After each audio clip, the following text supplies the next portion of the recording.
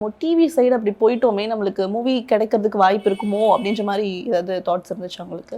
இல்லை இது நிறைய பேர் என்கிட்ட சொன்ன விஷயம். எனக்குமே இந்த தாட் இருந்துச்சு. பட் அதை நான் ஓவர் கம் பண்ணி தான் பண்ணேன். நான் சினிமாவுக்கு வரும்போது டிவிக்கு போனால் சினிமா நடிக்கவே வாய்ப்பு கொடுக்க மாட்டாங்கன்னு சொன்ன காலகட்டம் இருந்துச்சு. அதனாலேயே நான் நிறைய சான்ஸ் வரும்போது டிவியை பக்கம் போகவே இல்லை. பட் அதை வந்து சிவகார்த்திகேயன் வந்து பிரேக் பண்ணுறாப்புல.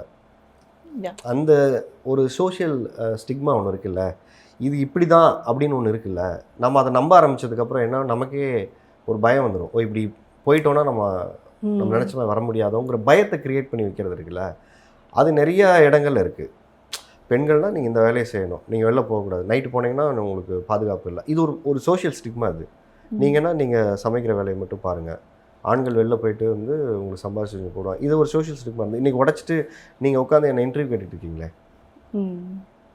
50 வருஷத்துக்கு முன்னாடி இப்படி எவ்வளோ பேர் வந்தாங்க?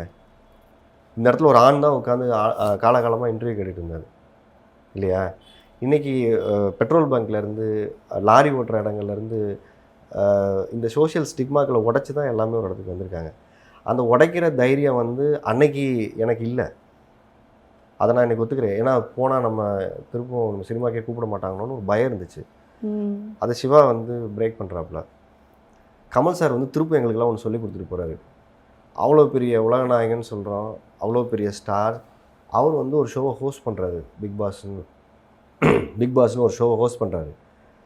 அந்த ஷோ போனதுக்கு ஒரு மிக முக்கியமான காரணம் அவரும் கூட.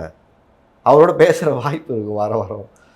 அவ்வளோ பெரிய ஒரு லெஜண்டோட நமக்கு ஒரு ஸ்க்ரீன் ஸ்பேஸ் பக்கத்தில் நிற்கிறது இருக்குல்ல, என் கையை தூக்கி அவர் தான் நல்லா தூக்கி வின்னர்னு சொன்னார். அந்த மூமெண்ட்டு எனக்கு எப்படி அதை நாங்கள் அவர் அங்கே வரலைன்னா வேற ஒருத்தர் நாங்கள் இருந்திருப்பாங்க இல்லையா? ஸோ அதுதான் சொல்கிறேன் நான். ஸோ அப்போது அந்த சோஷியல் ஸ்டிக்மாவை சிவா உடைக்கிறாப்புல. திருப்பும் நம்ம விஜய் சேதுபதி வந்து ஹீரோவாக நடிச்சிருக்கு, நான் வில்லனாகவும் பண்ணுவேன்ட்டு அவரும் ஒன்றும் இப்படியும் போயிட்டு திரும்ப நான் ஹீரோ வந்து நடிப்பேன் அவரும் ஒன்று உடைச்சி அவனை பண்ணுறாரு.